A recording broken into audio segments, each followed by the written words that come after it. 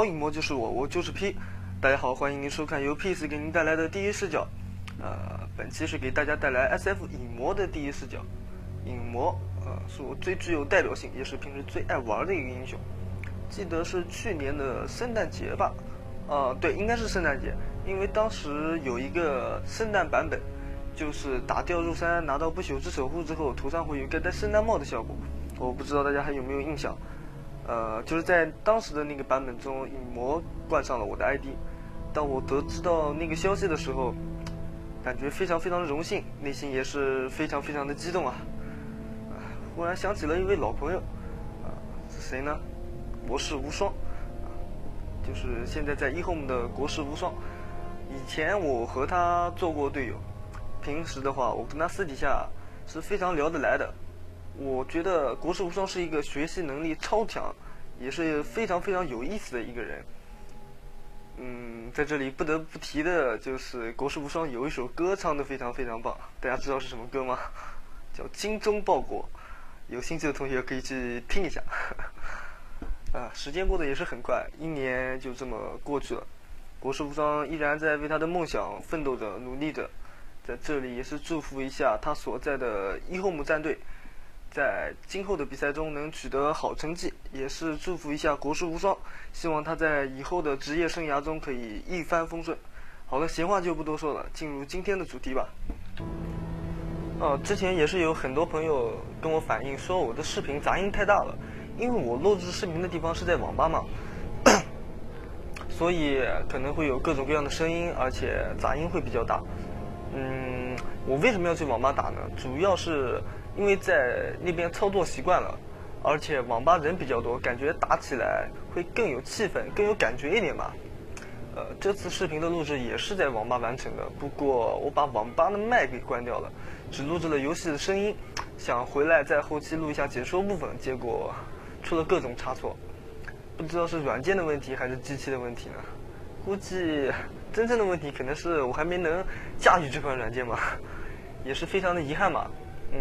这次视频是没有解说部分的，不过我会加一些音乐进去。另外的话，因为视频没解说部分嘛，所以我还是想稍微在这里给大家讲解一下我所理解的影魔吧。现在来说的话，影魔是比较难上比赛的。为什么呢？我们来分析一下吧。影魔比较脆弱，没有逃生技，没有控制技，总体来说就是不够灵活。但是又不像我们说的，也不像我说的那么一无是处吧。影魔在 DOTA 里的爆发还是数一数二的。影魔是属于那种非常非常依赖队友的英雄，爆发很高。不过，想要把那么高的爆发给打出来也不是很容易的，所以很依赖队友的控制啊。然后本身比较脆弱，也是非常依赖队友的保护。所以说想要影魔玩得好，一是要通过自己不断的练习，让自己熟悉这个英雄，了解这个英雄；第二就是需要给力的队友。可能很多朋友想问我 SF 该怎么出装，我说说我个人的看法吧。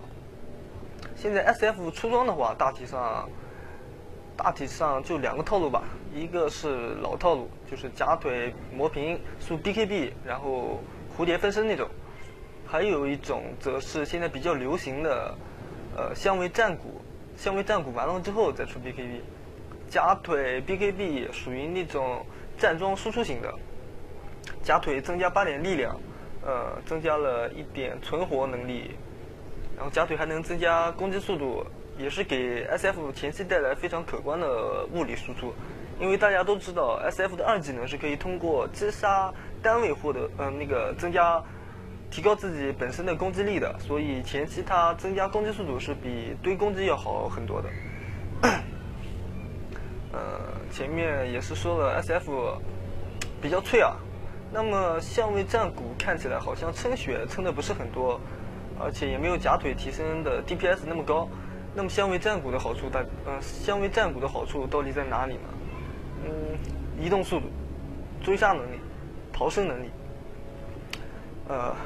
幻想一下吧，游戏中期的时候，一个沙王，一个卡尔来 gank 你，如果你是假腿加1000力量斧的话，你被先手到会不会死？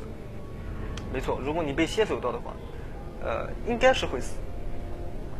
如果你是相位战鼓呢，这个就比较难说了。如果你的反应够快的话，在看到对手的第一时间就开启战鼓，和相位就往后跑，那么我觉得 SK 是刺不到你的。SK 刺不到你的话，这时候就是需要卡尔来留住你了。卡尔溜人技能就是吹风，因为你开启战鼓和相位之后，移动速度会一下得到一个很大的提升。卡尔会很着急的放吹风留你，如果他想要一直看准你走位再释放吹风的话，那么可能你和杀王的距离也会越来越远，他自己单杀你是不太可能的。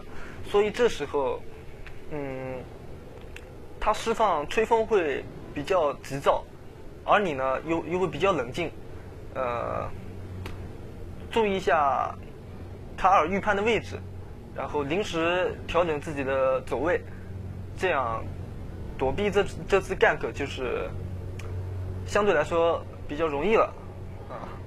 这就是另外有些朋友可能会想问我 SF 什么情况下可以出跳刀怎么用？哦对了，刚才我说的那个开战鼓和相位的那个顺序是要得先开战鼓再开相位，如果先开相位再开战鼓的话，那么那个相位的加速效果是会消失的，这个大家也是记一下吧。另外有些朋友可能会想问我